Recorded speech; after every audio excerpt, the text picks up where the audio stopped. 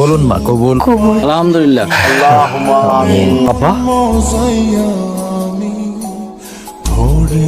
তুই না মরে গেছো? কি কইতেছ আপা? আমি মারা যাবো কেন? আর মারা গেলে তোমার ছেলে তোমার সামনে কি করে? তোর বন্ধু কইলো যে তুই মরে গেছো। আপা আমি মরি নাই তো, আমি এই যে জিন্দা, আমি বাইসা আছি তো। বিদেশে আমার ঝামেলা হয়েছিল, আমি বিদেশে কাজ করতে করতে আমার ভিসার মেয়াদ শেষ হয়ে গেছিল, কিন্তু তাও আমি কাজ চালাই গেছি বিদেশে। হঠাৎ করে একদিন আমার পুলিশে ধরে ফেলাইছিল, পুলিশে ধরে আমার জেলে নিয়ে গেছে। বিদেশের নিয়ম হইতেছে কেউ জেল খাটলে তার পরিবারের লগে যোগাযোগ করতে দেয় না, তাই আমি আমার পরিবারের লগে যোগাযোগ করতে পারি নাই। এখানে কি হইতেছে? এইখানে বৌমারে তোর ভাইয়ের লগে বিয়ে দিত।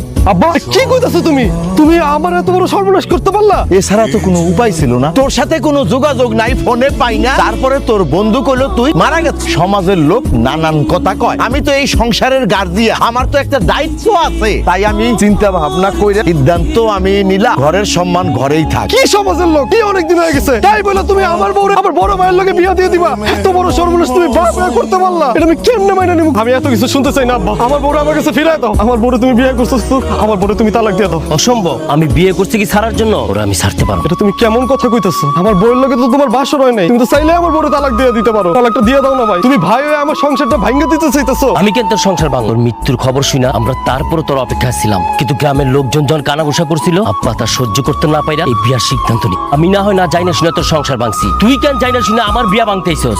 তুমি কও তুমি কি চাও? একটা বার দেখো, আমি তো ইচ্ছা করে কিছু করি নাই। সমাজের মানুষজন আমার যেটা করতে কইছে আমি সেটাই করছি। আর তাছাড়া আমি তো শুনছি তুমি মইরা গেছো। একজন মরা মানুষের লাগে আমি আর কতদিন অপেক্ষা করবো? আমার সারাটা জীবন পইরা আছে, আমি তো তোমার লাগে আমার জীবনটা নষ্ট করতে পারি না। এর লেগা মুরব্বী মানুষজন আমার যেটা কইছে আমি সেটাই করছি। সবার সম্মতিতে আমি তোমার বড় ভাইরে বিয়ে করছি। এখন তুমি আমার সংসারে আইসা কোনো ধরনের কোনো অশান্তি করবা না। আমি জিন্দা আছি, তোমার সামনে দাঁড়ায় তাও তুমি এই কথাটা কইতে পারলা? তো আমি কি করবো? এত বছর যেহেতু আসো নাই, এখন আইসা কোনো লাভ। তুমি আমার কাছে অনেক আগে মইরা গেছো, আমার কাছে যেহেতু তুমি মইরা গেছো, সারা জীবন মৃত হয়েই থাকবা। চলো। এটা কি হইলো? কত ও না মইরা গেছিল, তাহলে হঠাৎ করে এত বছর পর কোথেকে কথা হইলো? আমিও তো জানি ও মারা গেছে। কেমনে কি হলো কিছু বুঝতেছি না, আমার মাথায় কোনো কাজ আমার না খুব চিন্তা হইতেছে, ও যদি আমার কাছ থেকে সম্পত্তি দাবি করে। কইলে হইলো? আরে জায়গার সম্পত্তি কি মামা বাড়ির আপনার? তাই লড়াই মরে দিয়া দিলা, সব সম্পত্তি আমার নামে লেখা। ও আমার জায়গার সম্পত্তির কোনো বাকি পাইব না। তুমি খালি তোমার জায়গায় ঠিক থাকো, আমি সব ব্যবস্থা করতে। তারপর না আমার কেমন জানি লাগতেছে, আমার খুব ভয় লাগতেছে, আমার ভয় ভয় করতেছে। ভয় পাওয়ার কিছু, একটা জিনিস মাথায় খেলে না, ও আর আসার সময় পেলো না। আজকে আমাকে এমন একটা সুন্দর দিন, আর এই দিন ওর আসতে হইলো।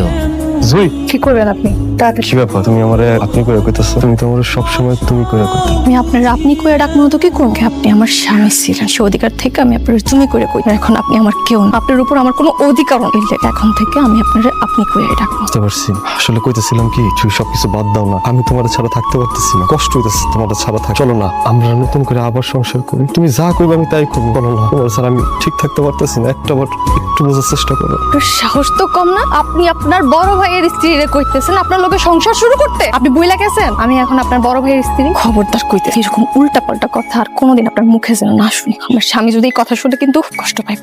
বুঝতে পারছি,